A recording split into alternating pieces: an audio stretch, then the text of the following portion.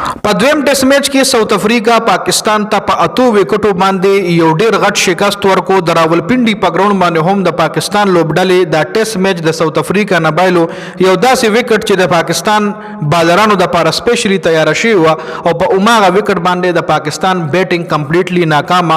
په هغه وکټ باندې د پاکستان بیټینګ گیر شو چې کم وکټ د پاکستان بالرانو ځان د پاره تیار کړی. وګوره چې کله هم هوسټینګ د کوم ملک وینو پیچ هغه تیاری دا غي خوخره چې پچ تیز تیاری دا غي خوخره چې پچ رو تیاری دا غي خوخره چې پچ کې باونس چي دا غي خوخه لکه پاکستان خوخه چې څنګه پچ جوړولو نو پچ ګوره سپینرانو د پارخه پچ بال په ډیر زیات ټرن خوړو او په هغه پچ باندې بیا د پاکستان لوبډله دا غي چې کم بیټینګ لاین اپ ته د پاکستان بیټینګ لاین اپ په ګیر شو. خراب ترين پرفارمنس د پاکستان د بیټینګ په وجه باندې په دې سیکنډ ټیسټ میچ کې شو چې د پاکستان د بیټینګ په وجه باندې د سیکنډ ټیسټ میچ پاکستان بایلو. مکمل سکور کارت لري تاسو په سکرین باندې ښکاري. په فرست اننګز کې پاکستان 333 کړو چې ساوث افریقا ورپسې 404 وکړ. 404 کې هم اخر لاسمنانو 98 رنز پارټنرشپ وکړو ورنه پاکستان ته لیډ ملو شو خو لیډ ورته الټا ساوث افریقا ورکو. بیا پاکستان په سیکنډ اننګز کې په 138 رنزونو ټوټل ټیم آوټ شوی دی چې دې کې 50 پاور اعظم کړی دی جی او نو ټوټل ټیم چې کم دی هغه داسې خاص بیټینګ نه کړي او بیا ورپسې په سیکنډ اننګز کې 73 رنزونو لیډ ساوث افریقا لپکاو چې دغه 73 رنزونه ساوث افریقا په 12 اورونو کې پوره کړ. یعنی د وان ډے غونډه بیټینګ د ساوث افریقا بیټسمنانو وکړو او د میچ ته 0-0 وګټلو. په څلورم ورځ باندې د لوبه ختم شوه او څلورم ورځ باندې ډیره زر ختم شوه لکه تقریبا 3 ورځې د ټیسټ میچ صحیح طریقې سره چلیدو. خامون به خبره کو د پاکستان په سیکنډ اننګز باندې ځکه په فرست اننګز باندې الریډي تاسو سره ما کمپلیټ ویلوګ شریک کړو.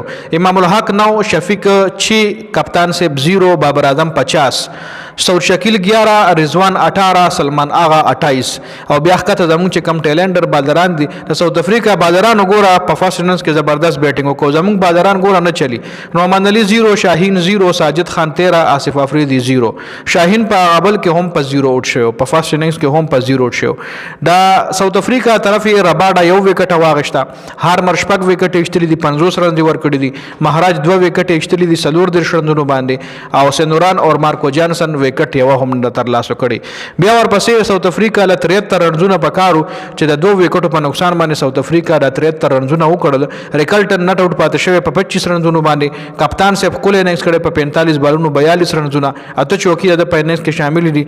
سټاپس 4 بال 0 ټونی ډیزورزي 0 بال 0 ټونی ډیزورزي چې کم دی راوغته د بال سټرایک نکو سټاپ په 0 اوټ شو خو ریکلټن او ټون نه بیټینګ مارکرم په سیکنډ اننګز کې وکړو چې په 45 بالو 42 رنزونه د جوړ کړل. نو دا میچ ډیر پاسانه باندې د ساوث افریقا لوبډلې وګټلو. د پاکستان طرف آصف افریدي 4 اور 15 وکټ یوم نه نعمان علي 6 اور 40 2 وکټ ساجد خان 2.3 اور 15 0 وکټ.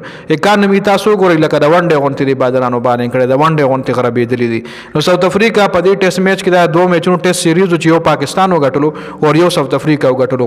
سیریز لیول شو سیریز ډرا شو جی ښه ساوث افریقا چونکه پاکستان ته وغټ اپورچونټي و چې د 2 ټیسټ میچونو پاکستان ګټلې وي او ګټل ولا پکار همو ځکه چې ته په هوم ګراوند باندې په خپل پیچز باندې نشي ګټلې میچ نو ته بیا په فار باندې سم میچ ګټي او به ته سم میچ نو ګټي کم چې په بل وطن کې وي.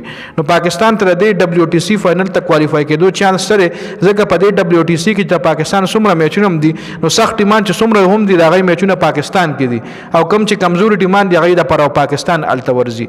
نو پاکستان تر غټلو موقوا خو پاکستان انفارچونټلی دا په سیریز یو میچ د دبليو ټي سي د سایکل چې کم دی دبليو ټي سي میچونو کې یو غټلو یو ویبایلو چونکه دا میچ غټل پکارو پاکستان ته. د حواله سره تاسو سره ایدا کمنټ لازمي وکړئ.